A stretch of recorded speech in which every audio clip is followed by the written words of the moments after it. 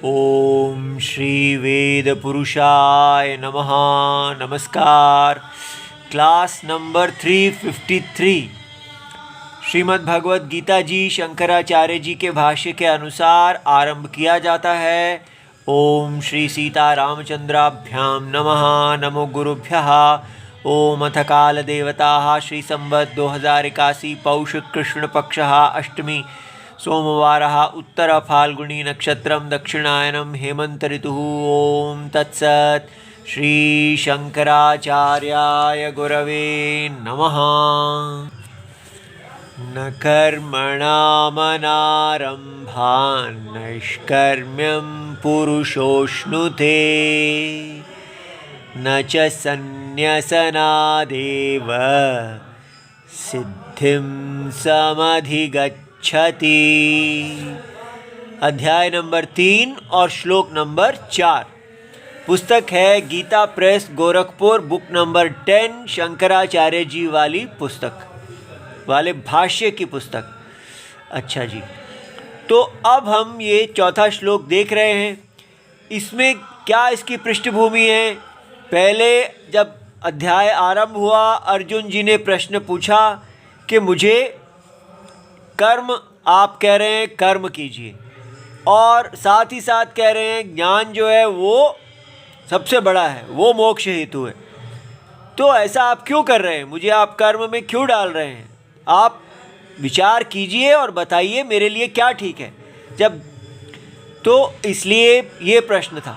तब भगवान ने उत्तर दिया तीसरे श्लोक में कि देखिए अर्जुन जी, दो मैंने निष्ठाएं कही हैं। निष्ठा माने जिसमें आपको स्थित रहना है। वो है योगियों के लिए, कर्म योगियों के लिए जो है उनके लिए एक निष्ठा है कर्म की, और ज्ञान योगी जो सांख्य हैं उनके लिए ज्ञान की निष्ठा है। तो सांख्यों को ज्ञान में स्थित रहना है और योगियों को कर्म में स्थित रहना है। इससे ही उनका मोक्ष होगा। तो और ये जो ज्ञान है ये मैं जगत की जब सृष्टि हुई है तब से मैंने वेद में ही ये ज्ञान दिया है। ये कोई नया नहीं है, और इसलिए ये अनादि ज्ञान प्रमाण रूप है। मीन्स ऑफ नॉलेज, मेरा जो शब्द है ये मीन्स ऑफ नॉलेज है, और आपको ये ज्ञान जो दिया जा रहा है ये कोई फिलॉसफर ज्ञान नहीं दे रहा है। ये मेरा व्यू पॉइंट नहीं है, ये सत्य को प्रकाशित किया जा रहा है। तो ये इंडिविजुअल किसी व्यक्ति का, किसी फिलॉसफर का काल में आया हुआ नॉलेज नहीं है। ये सत्य को प्रकाशित करने वाला प्रमाण है। फिर अब वो चौथे श्लोक पे आते हैं और कहते हैं कि देखिए अर्जुन जी, आप ये समझिए कि कर्मणाम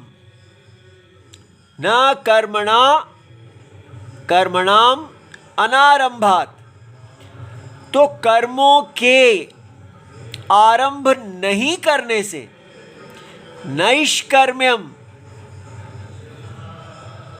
पुरुषः अश्नुते, तो कोई भी पुरुष नैष्कर्म्य को, कर्म को नहीं करने से प्राप्त नहीं करता। अब ये बहुत ही कमाल की लाइन है कि पहले हमें ये समझ में आना चाहिए कि लाइफ का गोल क्या है। लाइफ का गोल यहाँ बताया गया है नैष्कर्म्यम।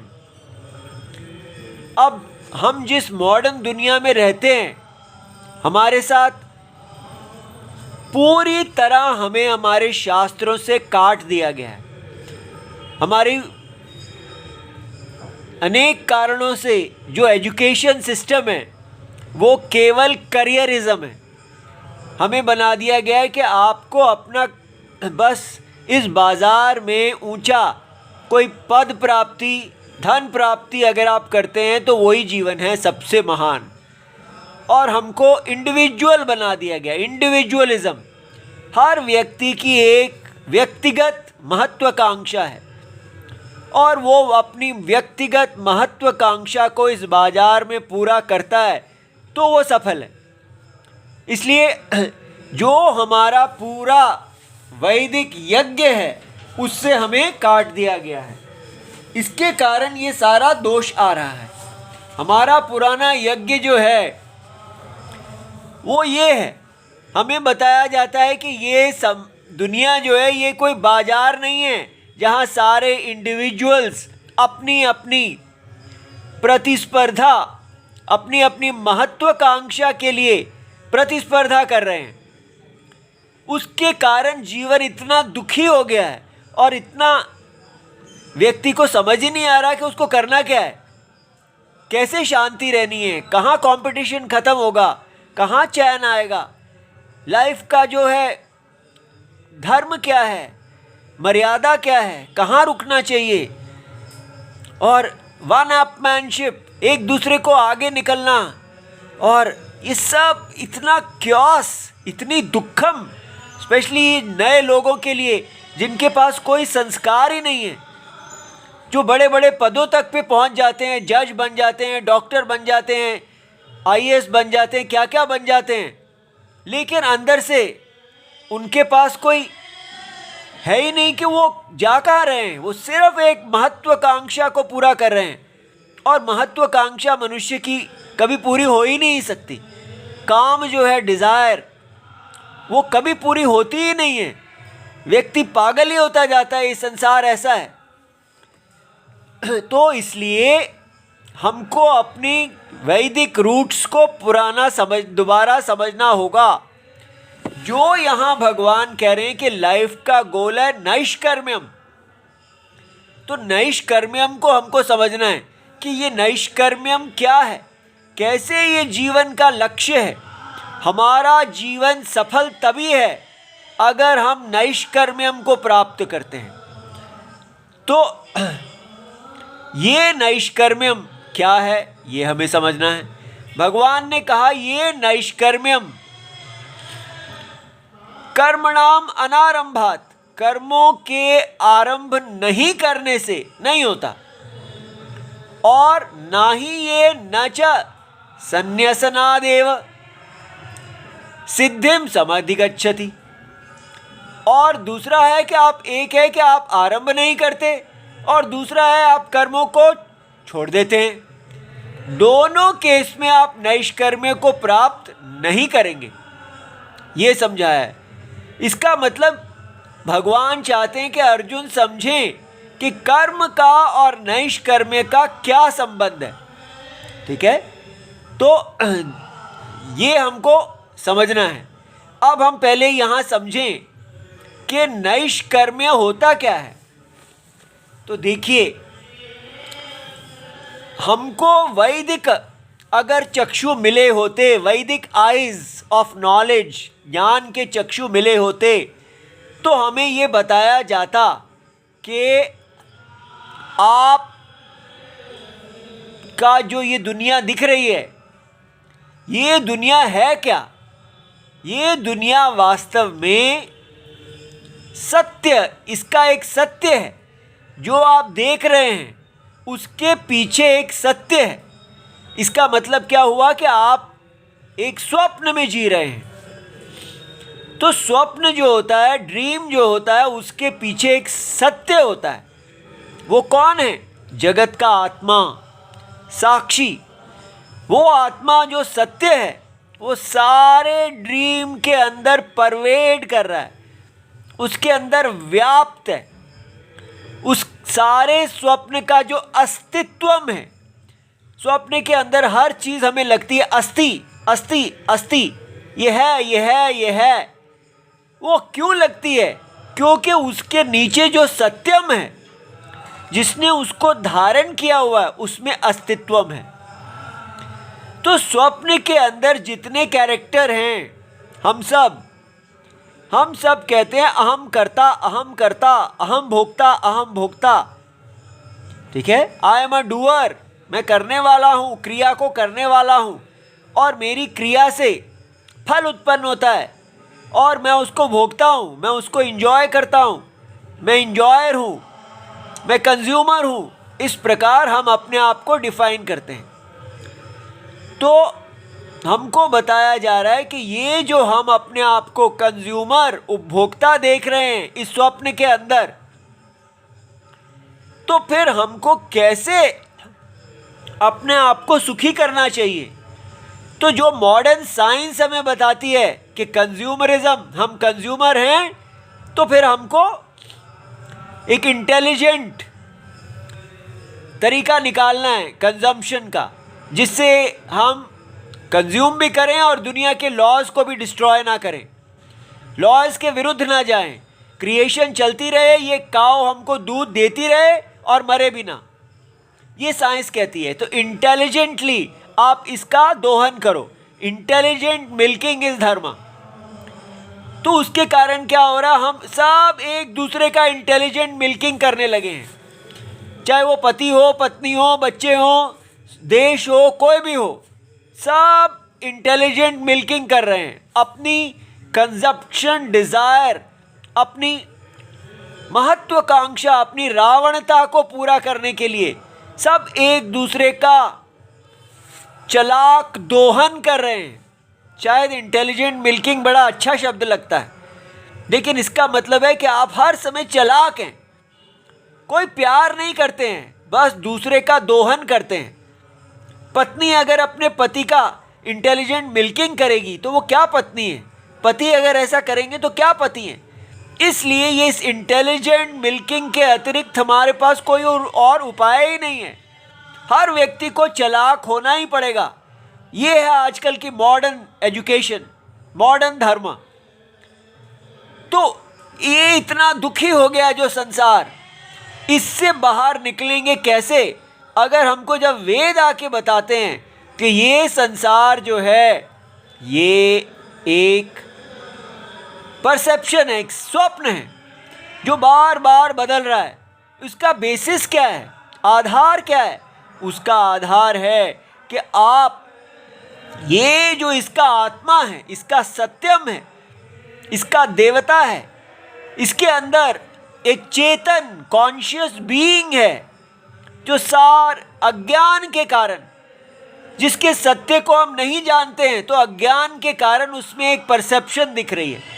तो पहला स्टेप क्या हुआ, ये जानो कि ये दुनिया जो है ये एक्चुअल क्रिएशन नहीं है, ये परसेप्चुअल है, ये कोई वास्तविक सृष्टि नहीं है जो परिणाम से, साइंस की सृष्टि ट्रांसफॉर्मेशन परिणाम से बनती है। ये सृष्टि एक अज्ञान के कारण दिखने वाली एक प्रतीति है, एक परसेप्चुअल क्रिएशन है। इतना स्टेप, और परसेप्चुअल क्रिएशन के अंदर हम जी रहे हैं, हम एक ड्रीम के अंदर जी रहे हैं, और हम यहाँ पर इस ड्रीम के अंदर वेद बताते हैं कि एक यज्ञ है। ये पूरा पुरुष, सत्य ने एक पूरा पुरुष का रूप धारण किया हुआ है, वो एक पुरुष है, और इसलिए अनंत प्रजाएं जो हैं सबकी सब इसी पुरुष के अंदर है, और हमको इस पुरुष के अनुसार चलना है, इसके शरीर के अनुसार चलना है। ये बिलीफ के जो तानाशाह डिक्टेटर गॉड्स हैं वो गॉड नहीं है यहाँ पर केवल हमारे वैदिक जो परमेश्वर हैं उन्हीं से ही प्यार हो सकता है। क्यों प्यार हो सकता है? यहाँ डिक्टेटर क्यों नहीं है? क्योंकि जो ईश्वर हैं इस जगत के वो हमारी आत्मा ही है, हमारा सत्यम, हम ये हैं इंडिविजुअल। हर इंडिविजुअल का सत्यम जो है, उसका जो अंदर की आत्मा है वो सारे जगत की आत्मा है, सारे जगत की आत्मा ही इंडिविजुअल आत्मा है, दो आत्माएं नहीं हैं। जैसे हर पेड़ के पत्ते में जो आत्मा है वो सारे वृक्ष की आत्मा है, कोई डिवाइडेड आत्माएं नहीं है। तो ये आत्मा क्या होता है? आत्मा है सत्यम, और शरीर क्या होता है? असत्यम। आत्मा और शरीर ये कैसे आए? दो, सत्य और असत्य के मिलने से एक शरीर बन गया और सत्य बन गया आत्मा। इस प्रकार हमको जगत की आत्मा से प्यार करना है और जगत की आत्मा का जो ये महाशरीर है इसका वर्धन करना है, पाठ का नहीं करना। इससे हमें इंडिविजुअलिज्म से बाहर निकाला जाता है। सारी प्रॉब्लम ये इंडिविजुअलिज्म है कि हर व्यक्ति अपनी महत्वाकांक्षा लेके चल रहा है। इसी के कारण सारा प्रेम खत्म हो गया इस दुनिया में से, दुखम ही दुखम आ गया। तो इससे कैसे बाहर निकलते हैं? आपको बताया जाता है कि प्यार इससे करना है, होल से, सर्वात्मा से, और वो आप ही का आत्मा है। तो ये डिक्टेटर नहीं है। आप बड़ी खुशी से, आप अर्जुन हैं और ये भगवान कृष्ण है, सारी जगत की आत्मा, सारे जगत का शरीर जिसका है। तो इनके शरीर में जो आपका स्थान है, अगर तो आपका वर्णाश्रम आपको क्लियर है कि आप ब्राह्मण हैं, क्षत्रिय, वैश्य, शूद्र हैं, जो भी हैं, तो भगवान की शरण लेके आप अपने आप को योग्य बनाइए और अपने वर्ण और आश्रम के अनुसार अपना धर्म कीजिए। जो वेद रक्षा, धर्म रक्षा, वाणिज्य, सेवा, जो धर्म है वो कीजिए। और अगर आपको नहीं अपना वर्णाश्रम समझ में आता है तो सीधा भगवान से प्यार कीजिए। बस, हे भगवान, मुझे कुछ नहीं पता है, जो भी मेरा स्थान है इस यज्ञ में मुझे वहाँ स्थित कर दीजिए। सदा राम जी को याद कीजिए और आप अपने आप यज्ञ स्थान में आ जाएंगे। और तब भगवान का नमक खाइए, अपने लोकल मालिक की दास्ता ना कीजिए, इस इकोनॉमिक सिस्टम की दास्ता ना कीजिए। केवल राम जी के यज्ञ का वर्धन करें, जो यज्ञ दे दे उससे जियो, ठीक है? इससे हम धर्म पालन करेंगे। ये जो धर्म पालन है ये हमको धीरे धीरे मन को शुद्ध करेगा और हमको दिखाएगा कि आप इस स्वप्न के अंदर नहीं हैं, ये स्वप्न आपके अंदर है। प्लीज इसको दोबारा सुनो। हमको एक ज्ञान उत्पन्न होगा शास्त्र को सुनने से कि ये स्वप्न के अंदर हम नहीं हैं, ये स्वप्न हमारे अंदर है। जैसे जल को कहा जाए कि आप लहर के अंदर नहीं हैं, लहर आपके अंदर है। ये बात समझ में आई? इस तरह करने से हमें समझ में आता है कि ये स्वप्न के अंदर जो अहम करता है ये शरीर के साथ जुड़ा हुआ है। जब शरीर ही मेरे अंदर है, मैं शरीर के अंदर नहीं हूँ, और ये सारा ये कल्पना है, तो फिर कर्ता और भोक्ता का कोई मतलब ही नहीं है। ना मैं करता हूँ ना मैं भोगता हूँ। स्वप्न में जो भी आप करते हैं आप कहते हैं मैंने तो नहीं किया, जो भी भोगा नहीं भोगा। तो ये नॉलेज आपको इसी समय आ जाएगी जब स्वप्न चल रहा है। तो उससे हमें क्या मिल जाएगा? नैष्कर्म्यम। ये बात समझ में आई? ये हमारा गोल है, ये ज्ञान से प्राप्त होगा। तो ये अभी क्यों नहीं प्राप्त हो जाता? बस आपने बता दिया कि हम स्वप्न के अंदर नहीं हैं, स्वप्न हमारे अंदर है, बस ठीक है। अगर इतना कहा तो हमारे जो अंतःकरण की वासनाएं हैं वो हमें पागल कर देंगी। हम इसी की को दुनिया को बता बता के एक बिजनेस शुरू कर लेंगे कि आप स्वप्न के अंदर नहीं, स्वप्न आपके अंदर है। मैं इसका कथाकार बन जाता हूँ, ज्ञानी बन जाता हूँ, बाबा बन जाता हूँ और बिजनेस शुरू कर देता हूँ। पागल हो जाएंगे, हम इसी का बिजनेस करेंगे। तो इसलिए कुछ भी दे दो, ज्ञान तब तक काम नहीं करेगा जब तक हमारा अंतःकरण शुद्ध नहीं होता। अंतःकरण के अंदर सारी एम्बिशियसनेस, रावणता को धोना है, तब ये ज्ञान काम करेगा। इसलिए भगवान यहां बता रहे हैं कि कर्म को छोड़ दोगे तो आपका नैष्कर्म्यम सीधा नहीं मिल जाएगा। तो कर्म को कैसे करना है कि आपको नैष्कर्म्यम मिले, ये बताने का उद्देश्य इस श्लोक का है। ये बात समझ में आई? आपको समझ में आ गया कि कर्म को जो छोड़ देता है वो ड्रीम को क्रैक नहीं करता। वो ड्रीम के बारे में ये नहीं जान पाता कि मैं ड्रीम के अंदर नहीं हूँ, ये ड्रीम मेरे अंदर है। जैसे ही ये ज्ञान आएगा और ये हमारे को स्थिर हो जाएगा तो हम कर्ता और भोक्ता के पागलपन से, अज्ञान से बाहर निकल जाएंगे। उसको मोक्ष कहते हैं। वो मोक्ष ही नैष्कर्म्य में। ठीक है, तो यहाँ पर अब शंकराचार्य जी हमें बताने लगे हैं कि ये जब भगवान ने बोला तो उनके मन में क्या था, किस बेसिस पे अर्जुन को उन्होंने ये बात कही, तो वो हम देखते हैं। तो भगवान ने ऐसा सोचा, क्या सोचा, ये देखिए।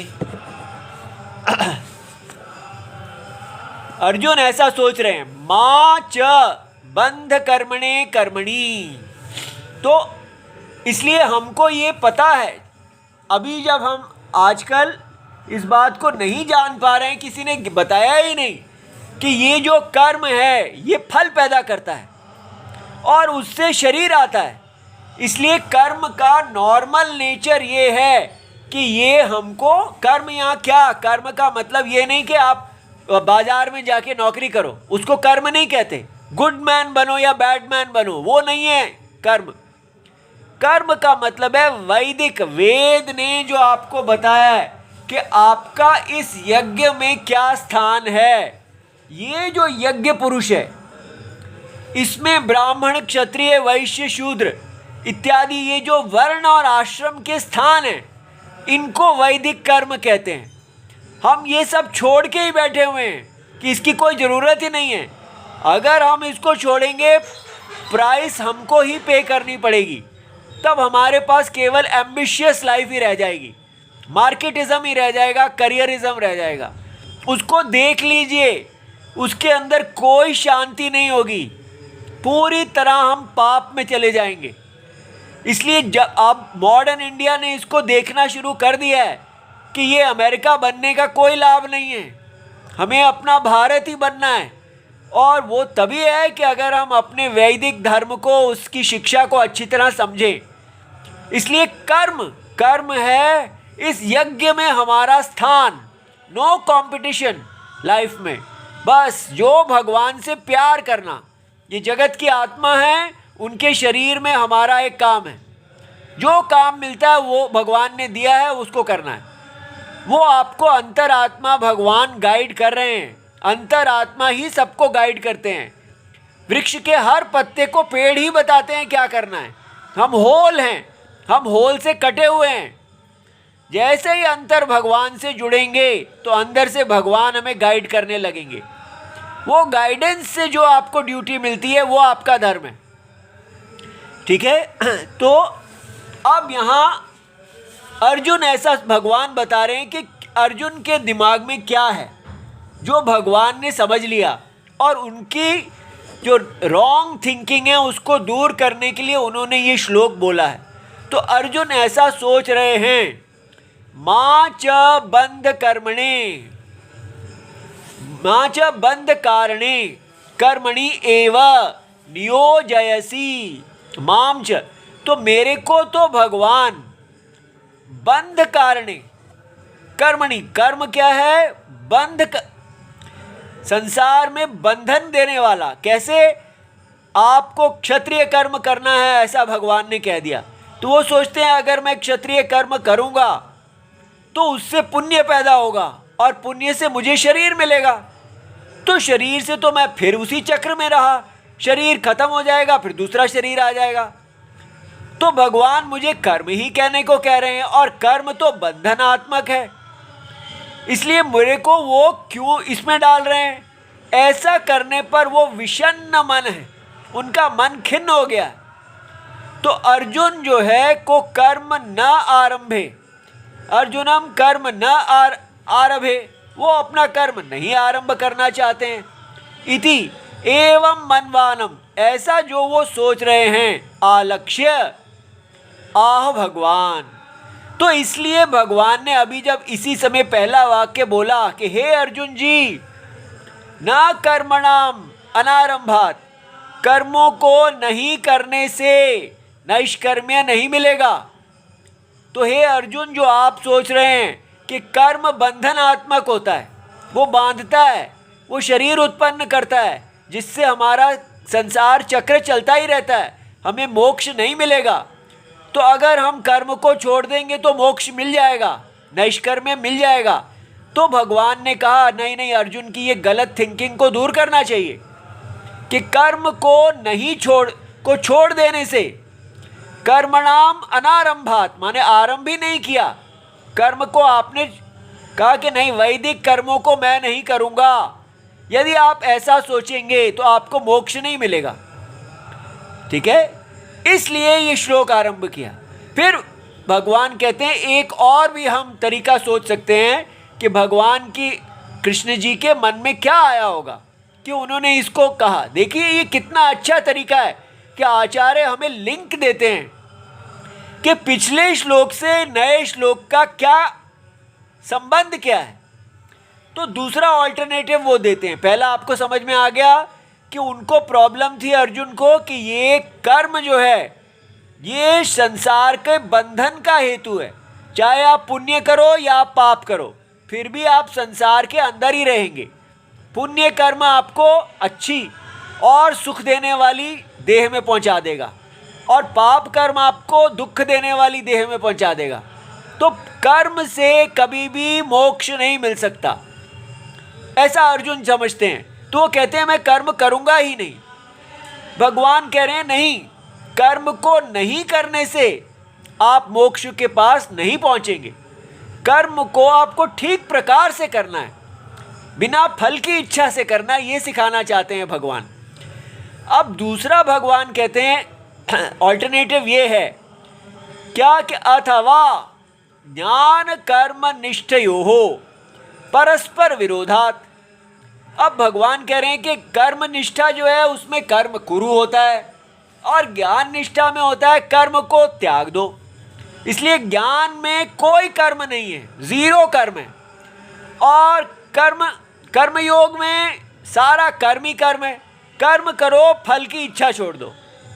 ज्ञान में क्या है, पूरा कर्म ही छोड़ दो। तो अर्जुन को लग रहा है कि परस्पर विरोध है, ऑपोजिट है। एक में कर्म करो और ज्ञान में कर्म को त्यागो, तो ये तो बिल्कुल उल्टे हैं। एकेन पुरुषेण, और एक ही पुरुष एक ही टाइम पे कर्म करो और कर्म त्यागो दोनों तो कर नहीं सकता। तो एकेन पुरुषेण युगपत साइमल्टेनियसली अनुष्ठातुम अशक्यत्वे, तो एक ही व्यक्ति कभी भी एक ही समय पे अनुष्ठान नहीं कर सकता।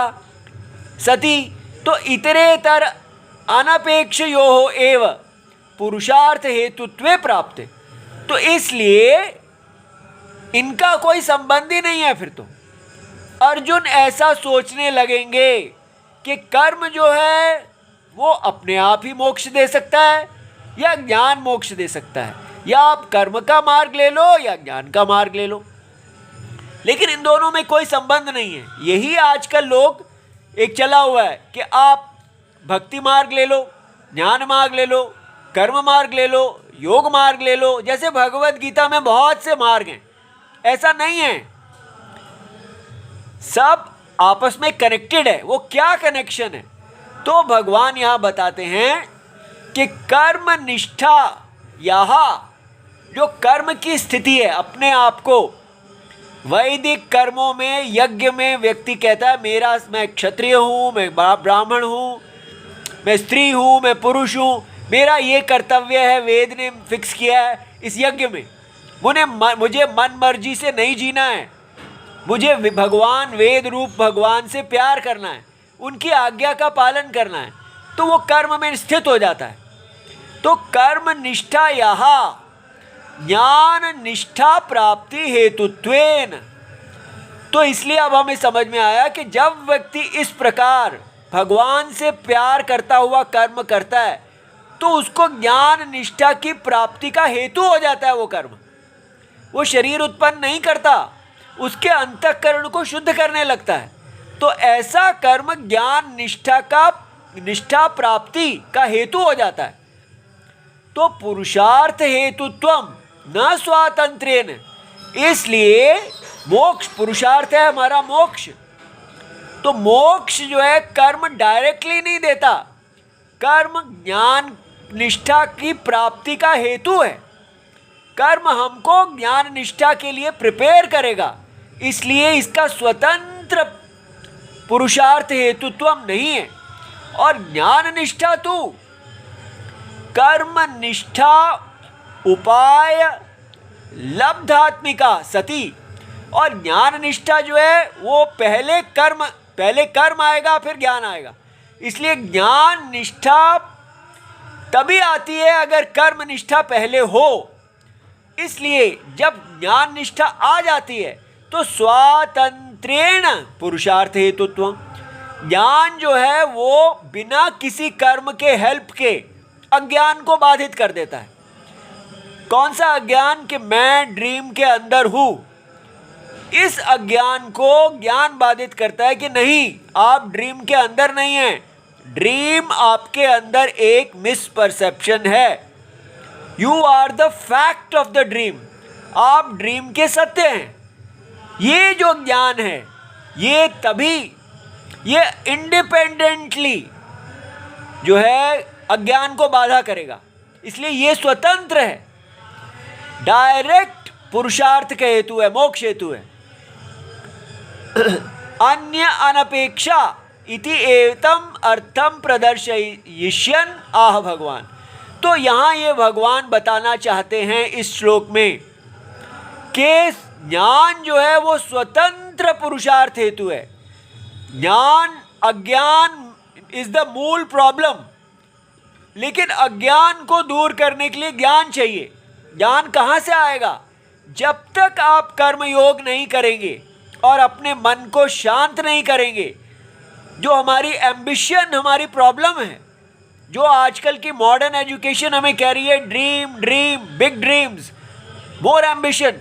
एम्बिशन इज द प्रॉब्लम, क्योंकि एम्बिशन हमें स्वप्न में बाहर ही दिखाती रहेगी, स्वप्न के अंदर, कि हम स्वप्न के अंदर हैं ही नहीं। ये प्रॉब्लम हम सॉल्व कर ही नहीं सकेंगे। इसलिए यहाँ ये दिखाया जाएगा कि ज्ञान इंडिपेंडेंटली प्रॉब्लम को सॉल्व करता है और कर्म आपको ज्ञान के लिए प्रिपेयर करता है। ये दो रोल्स जो हैं इनको दिखाने के लिए ये श्लोक है, ठीक है, जिसको हम कल करेंगे। ओम नमो भगवते वासुदेवाय, प्रणाम।